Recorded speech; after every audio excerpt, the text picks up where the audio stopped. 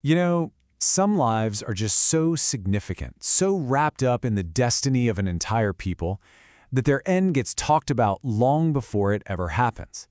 And that's exactly what we're diving into today. A story where history and a really powerful prophecy collide and end up shaping the fate of a nation. So here it is. This is the prophecy.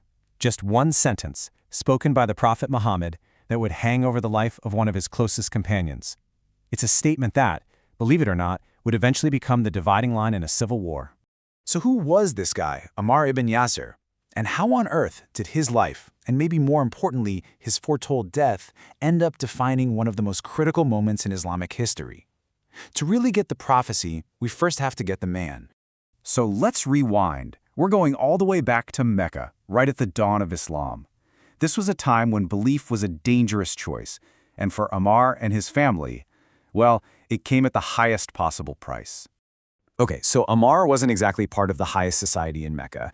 It was actually the opposite. His dad was an immigrant, his mom was a slave, and that, you can imagine, made his family incredibly vulnerable. And yet, he was one of the very, very first people to embrace this new faith, a really courageous move that put his entire family square in the line of fire. And the stakes here, they couldn't have been higher. We're talking about Ammar and his parents being publicly tortured for what they believed. His mother, Sumayya, and his father, Yasir, were killed. They became the very first martyrs in Islam. And in the middle of all this horror, the Prophet came to them, not with a promise to end their suffering on earth, but with a promise of paradise. For Ammar, who survived, that promise, that was the anchor that kept him going. So, after escaping the absolute horrors of Mecca, you might think he'd just lay low. But no, Ammar wasn't just a survivor. He gets to the city of Medina and, wow, he immediately becomes a cornerstone of this new Muslim community. And I mean, he got his hands dirty right away. He wasn't just a refugee. He was a builder. In fact, sources say Ammar was the one who built the very first mosque over at Quba. And when it came time to build the main Prophet's mosque in Medina, he was right there, hauling bricks shoulder to shoulder with the Prophet. He was literally laying the foundation for the heart and soul of this new city. But he wasn't just a builder. Oh no, he was also a defender. This is the same guy who was once a helpless victim of violence back in Mecca, and now he's on the front lines, fighting in every single major battle to protect his people. Badr, Uhud, the Trench, you name it, Ammar was there. And the trust the Prophet had in him, it was just on another level. There was this one time, on a journey, when the Prophet thought there might be an assassination attempt on a narrow mountain pass. Out of all his companions, who does he pick to stay right by his side? Just two guys, Hudhayfa ibn al-Yaman and Ammar ibn Yasir. That tells you everything you need to know about their bond. All right, so now the story shifts. The Prophet has passed away, and we're in the era of the caliphs. So how does a man who is forged in persecution and loyalty, how does he handle political power? Well, for Ammar, it was always about one thing: principle. So under the second caliph, Omar gets appointed governor of Kufa, which was a really important city. But here's the thing, he wasn't your typical powerful governor, not at all. The sources say he lived simply just like everyone else. He was approachable, people could come to him directly with their problems, and he was known for being just. The power, it just didn't seem to change him. Okay, and this is where things start to get really complicated. During the reign of the third caliph, Uthman, Ammar starts speaking out. He becomes this vocal critic of what he saw as favoritism and the misuse of public money. He just couldn't stay quiet when he saw something he believed was wrong. Now, what happened next is a huge deal, and it really shows you how history can be told from different perspectives.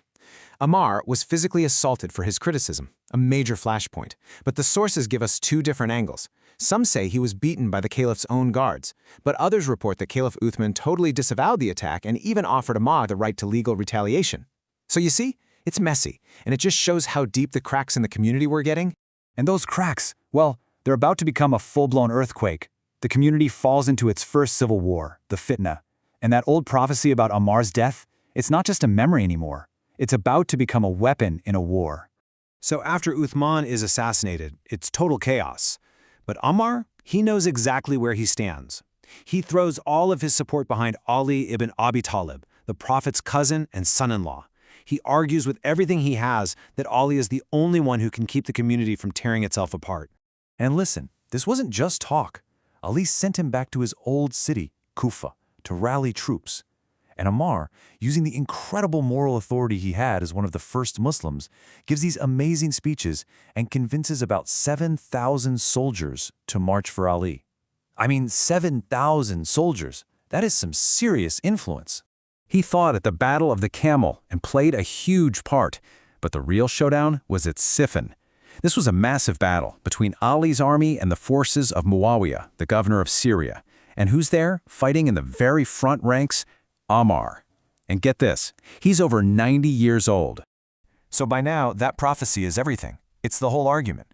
Just by being in Ali's army, Ammar was basically a walking challenge to the other side. It was like he was saying, the prophet said I'd be killed by the rebellious party. Here I am, with Ali. If you kill me, you prove to the whole world that you're the rebels. And then it happened. Ammar ibn Yasir was killed in the battle by soldiers from Muawiyah's army. And in that one moment, for everyone on Ali's side, it was like, there it is, the prophecy is fulfilled. His death became the ultimate proof that they were on the right side and their opponents were the rebellious party everyone had heard about for years. You have to imagine the shockwave that went through both armies. This wasn't just any soldier falling. This was Ammar, the early companion, the mosque builder, the man promised paradise. I mean, for this famous prophecy to come true right there on the battlefield, it caused a total moral crisis and it shook the confidence of soldiers even on the other side. When you look back, Ammar's life was all about conviction, from being tortured in Mecca to fighting on the battlefields of Syria. But his legacy, in the end, was sealed not just by what he did, but by a story told about him decades before. And it really makes you wonder, doesn't it, how much of history is shaped not by the events themselves, but by the powerful stories we choose to tell about them.